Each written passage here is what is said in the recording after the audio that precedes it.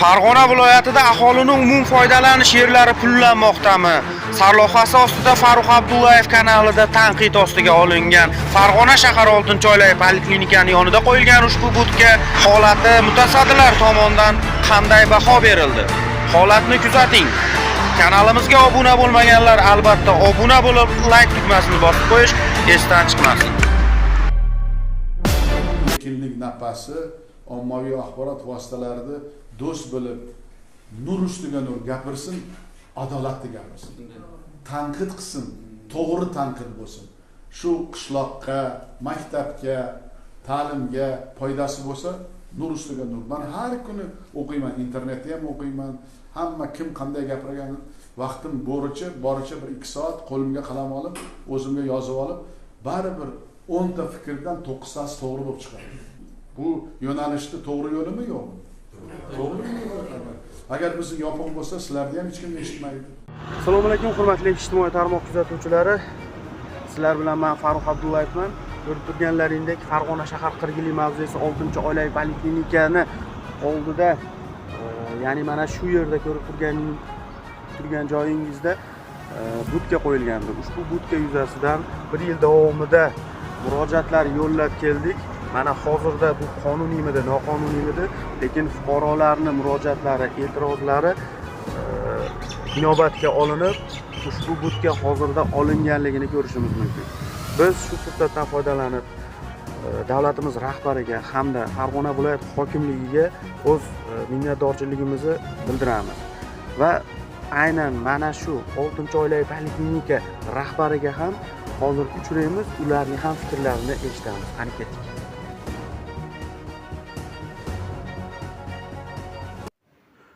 Assalomu alaykum, opa, yaxshimisiz? Charchamay ishlayapsizmi? Ijtimoiy tarmoq blogeriman, Farruhjon Abdullayevman. Opa, siz bilan bir ikkita savollarim, suhbat jarayoniga qarshi bo'lmasangiz.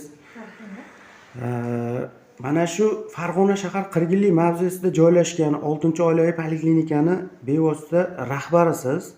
Shu yerda faoliyat olib borasiz.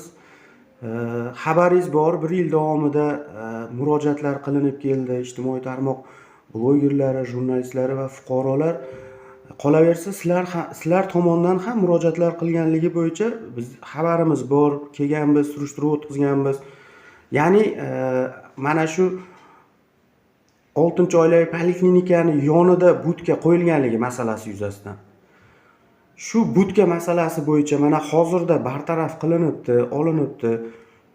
O'zingizni fikrlaringiz nima deysiz mana shu masalada? Assalomu alaykum avvalambor. Sizga ham alaykum assalom. Xush kelibsiz Farruh bey. Bu masalani to'g'ri ko'taribsiz. Bu nima poliklinikamiz 2023-yilda davlat dasturi, prezidentimizning davlat dasturi asosida qurib bitkazildi. Bu poliklinikani tashqi tomoniga ham chiroyli asfaltlar yotqizilib, ayniqsa bizda ko'proq nogironlar keladi, farzandlari bilan keladi, aholi, shularga qulaylik yaratish maqsadida avtostoyankaga o'xshagan joy ajratib berilgan edi. Biz ko'chib kelganimizdan keyin mana bilmay qoldim, shu shanba, yakshanba kunlari, ayniqsa biz dam olgan kunlarimiz shu budkani tayyorlab, to'g'rilab bitkazib qo'yishdi. Keyin surishtiruv qildik, oqtardik, lekin u bola oldimizga kelmadi-yu. Men bizga noqulay bo'layotganligi sababli yuqori tashkilotlarga xat bilan murojaat qilgandim. Prokuraturaga chiqdim, o'zimizning rahbariyatimizga, viloyatga, shahar tibbiyot birlashmalariga chiqib, mana shu budka bizga xalal berayotganligi haqida ogohlantirdim. Ko'pgina surishtiruvlardan keyin bir kun o'zimiz ham kelsak, biz endi territoriyamiz doim pokiza turishi kerak. Sababi butun Qirg'ilini yarim aholi, yarimidan ko'proq aholi bizga qatnaydi. Shu burchakda u ochilgancha ichi axlat bo'lib, axlatga to'lib ketgan edi. Juda endi nima xabarimiz bor, u bo'yicha biz ham yoritib bordik. Antisanitariya holatida edi. Shuning uchun ko'pchilikka mana murojaat qildik. yaxshi mana kecha shu joyda olib tashlashibdi.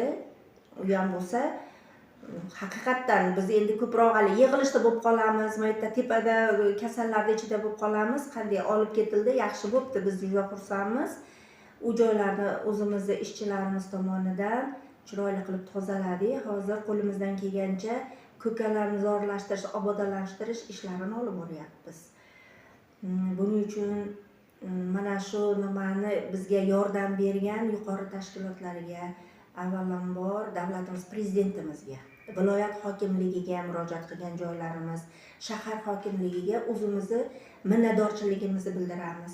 Sababi bu ham territoriya tor ekanda, nima asfalt yo'l juda torligi uchun hozir bilasiz, mashina rosa ham ko'p. Hamma kelyapti, mashinada kelyapti, bolalar bilan tushadi nogiron, to aqabaqa o'tgungacha ham qiyinchilik bo'layotgandi. Hozir mana kengayib qoldi. Mashinalar bemalol joy-joyini topib qo'yilyapti. Ya'ni fuqarolarga noqulayliklar yuzaga kelmayapti. Endi hozir bartaraf qilinyapti. Xudo xohlasa, menimcha hamma yo'q yaxshi o'z-o'ziga tushadi. Yo'llarni ham tekkizlab berishdi. Orada yuqoriga yana murojaat qildik. Oldida haligi piyodalar o'tadigan yo'lakcha ham qilib berishdi. Rahmat, davlatimizga rahmat. Asosan shular tomonidan qilib berilyapti. Tushunarli.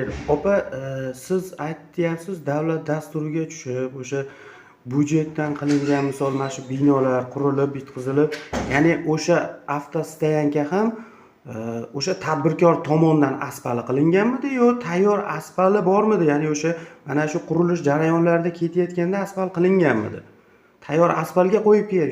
Shu narsa joyiga oydinlik kiritib ketsak. Bu tadbirkorlar tomonidan hech qanaqa ish berilmagan, u bolani haqiqatan ko'rmaganmiz. Ko'rmagansiz. Bu biz bitta binoni boshlagandan bahsga biz o'zimiz ham qatnashdik, kelib ketib yurdik. Atrofida asfaltni ham, archalarni ham faqat mana shu nima davlat tomonidan byudjet hisobidan qilib berilgan. Tushunarli. Haqiqatdan ham xabarimiz bor. U yerda archalar ham borligi, u archalar kim tomonidan ekilib, kim tomonidan nobud qilinganligi bo'yicha xabaringiz bormi? Archalarni davlat tomonidan qilingan. Biz o'zimiz atrofda o'tirib, biz ichkarini ham mana obodonlashtirishga harakat qilyapmiz. Endi u tomonga ham ishchilarimiz chiqib, bizni territoriyamizda chiroyli bo'lishi kerak. Qo'limizdan kelgancha harakat qilyapmiz, lekin shu tadbirkorlar tomonidanmikin shu sindirib ketildi. Endi mana bahorda mana budkani olgandan keyin bizga qulay bo'lib qoldi. Endi o'sha yerda ochib, yana biz chiroyli qilib gullarni, archalarni yana qayta tiklamoqchimiz. Opa, rahmat, ishlaringizga rivoj, kasallar bilan ishlashda charchamang. Rahmat sizga. Sog' bo'linglar.